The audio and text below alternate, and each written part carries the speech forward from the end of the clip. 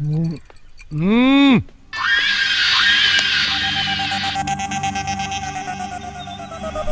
भर नींद त ना आइल होई न। मालिक, जहाँ आग रही वहाँ तो घी पिघलबे न करी। पंडित, अपना चरित्र के कंठी माला हमरा के मत पहिराओ। आवाज नीचे करके बात कर। अब पंडित के छोड़, ते बताओ। आज तक से कुछ नहीं की मंगले, लेकिन आज मांगता नहीं तक कचरी खती मांगता नहीं मालिक। उठ। कहा मंगले रे?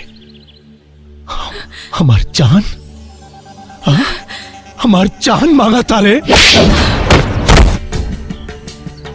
पंडित मालिक, सांप और छछुंदर वाला हालत हो गई माई के।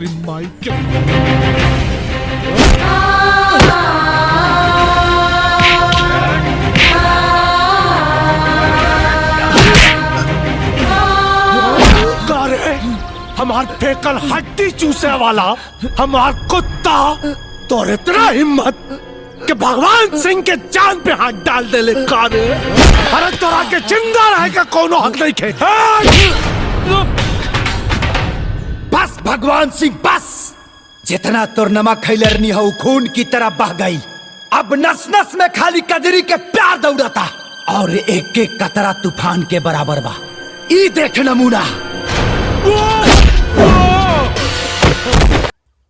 हेलो भाई, इस वीडियो को जरूर लाइक करें, शेयर करें और हाँ सब्सक्राइब भी जरूर कर लीजिए। साथ में हमारे चैनल को सब्सक्राइब कर बेल आइकन जरूर प्रेस करें हमारी न्यू वीडियो सबसे पहले देखने के लिए।